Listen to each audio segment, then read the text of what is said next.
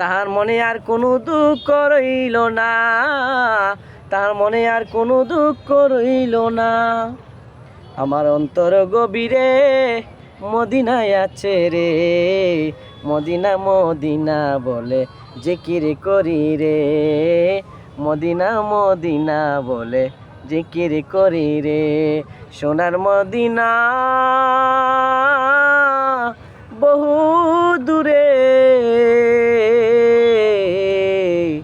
কিন্তু মদিনাওয়ালা আমার অন্তরে, কিন্তু মদিনাওয়ালা আমার অন্তরে। বন্ধুরা কমেন্টের মাধ্যমে জানান আরো গজল হবে কিনা, ইসলামিক সঙ্গীত হবে কিনা। আমার ফ্রেন্ড বয়াতি একটা গজল গাইছে, আশা করি আপনাদের কাছে ভালোই লাগছে। তো আমরা নীলাদ্রিতে আছি এখন, আপনারা চাইলে কমেন্ট করতে পারেন। ভিডিওটা যদি পরবর্তীতে দেখবেন কমেন্ট করবেন, কি জানতে চান একটু বলবেন, আপনারা ইনশাল্লাহ জবাব দেওয়ার চেষ্টা করব। হ্যাঁ, একটু পরে এটা কন্টেন্ট বানায় নিয়ে গে। এখন বিষয়টা হচ্ছে আমাদের এই বয়াতি সাহেব লং ভিডিও বানায় না। এই যে বলতেছি আমি যে ভাই লং ভিডিও বানাও, লং ভিডিও বানাও, শুধুমাত্র রিলস দেয়। এখন আপনাদেরকে আমি বলি রিলস দিয়ে কি হবে? রিলস তো এটা একটা ট্রেন্ডিংয়ে আছে বাংলাদেশে, রিলস দিয়ে কি কিছু হবে বলেন তো আপনারা?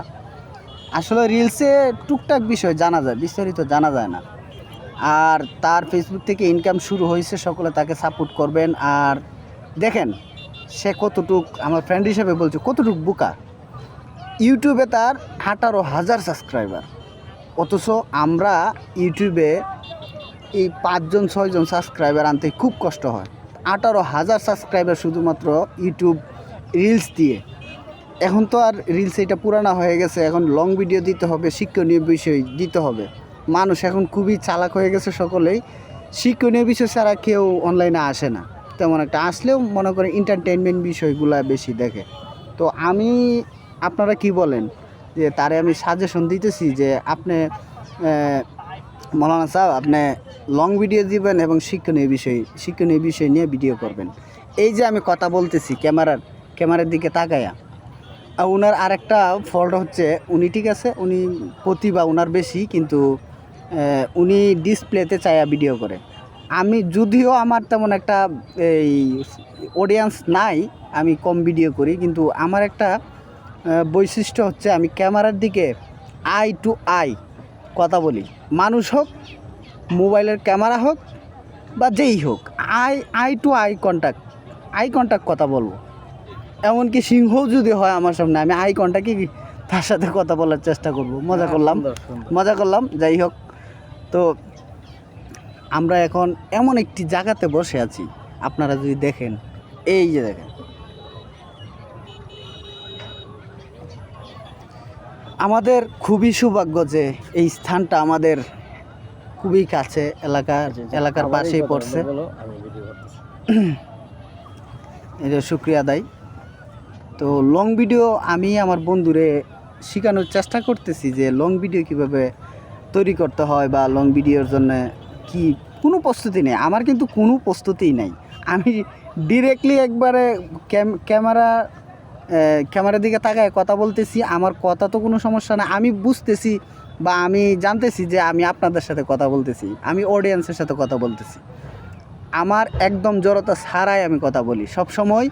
আমি যে কোনো কন্টেন্ট বানাই, আমি চেষ্টা করি যে আমি অডিয়েন্সের সাথে কথা বলতেছি, আমার অডিয়েন্স এখান থেকে কিছু নিবে। আচ্ছা, এই যে আমি একটা ভিডিও বানাচ্ছি, এটার 2-3টা সাবজেক্ট হয়তো বা হতে পারে। যেমন একটা যে স্থানে বসে আছি, এই স্থানটা খুবই সুন্দর এবং আমার বন্ধুকে আমি পরামর্শ দিতেছি। তো আপনারা একটু কমেন্টে একটু জানাবেন তো যে আমার বন্ধু 18,000 সাবস্ক্রাইবার ইউটিউব চ্যানেলে কাজ করবে, নাকি 5,000 অথবা 7,000 কন্টেন্ট মনিটাইজেশন পাওয়া ফেসবুক প্রোফাইলে কাজ করবে। আমার মতে দুইটাতেই কাজ করুক, কিন্তু এফোর্ট বেশি দেখ ইউটিউবে, কারণ ইউটিউবে একটা সাস্টেনেবল একটা ফিউচার অপেক্ষা করতেছে আমার বন্ধুর জন্যে। এই যে লোকটা দেখেন, শুধু ফেসবুক নিয়ে পাগল। আচ্ছা, ফেসবুকে এই 5,000-6,000 সাবস্ক্রাইবার, অথচ ইউটিউবে 18,000 সাবস্ক্রাইবার। আপনারা চিন্তা করতে পারতেছেন বিষয়টা কি?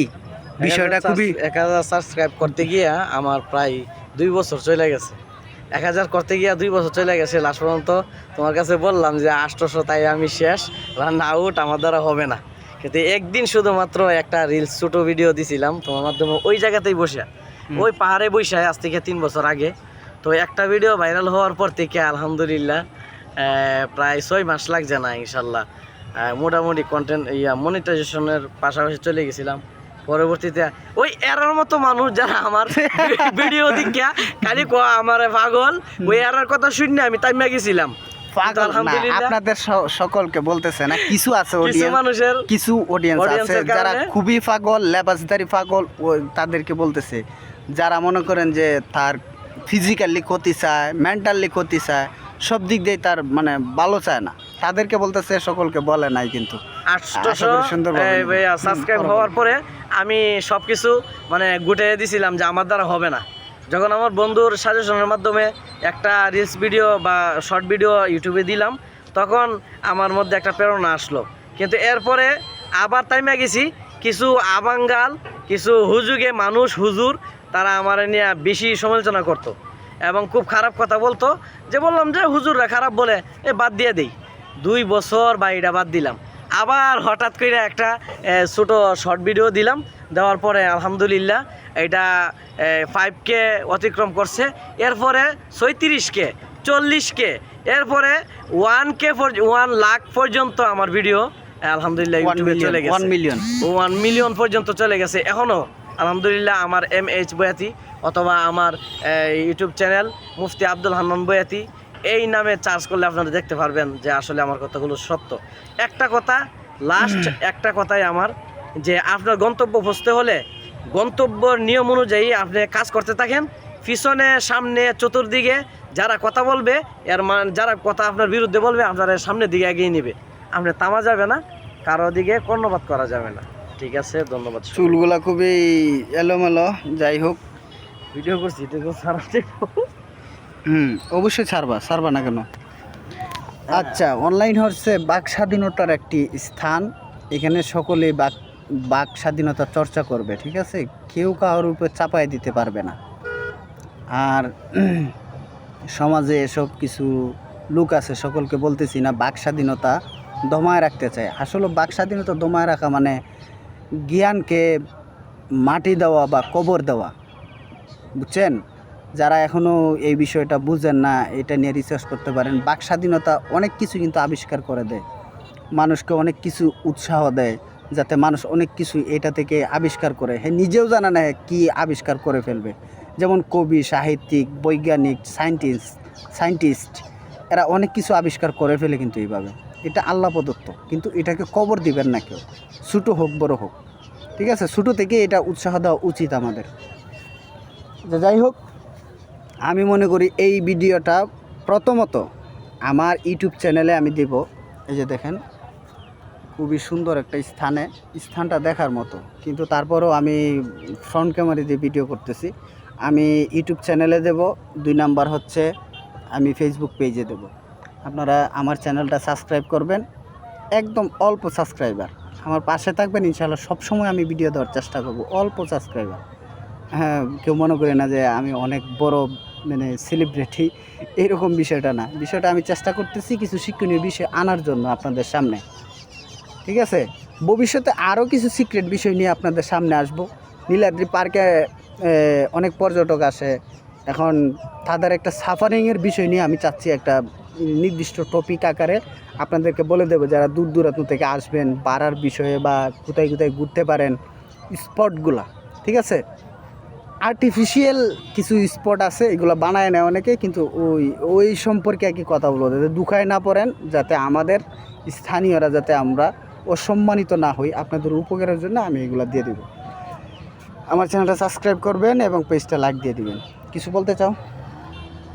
সবার কাছে আমার একটাই অনুরোধ, যে আমার লাইফের ফার্স্ট টাইম যিনি ছিল, সে মানুষকে অ্যাডভাইস দেয়, ভালো পথের উপদেশ দেয়, কিন্তু তার এগুলোতে সাবস্ক্রাইব এবং ফলোয়ার্স কম, কারণ সে এগুলো নিয়ে কখনো চিন্তা করে না। তো সবার কাছে আমার একটাই কথা, আমার বন্ধুর এই ফেসবুক এবং ইউটিউবটাকে আপনারা একটু ঘুরে আসবেন, তার বাড়িতে সবাইকে দাওয়াত দিলাম।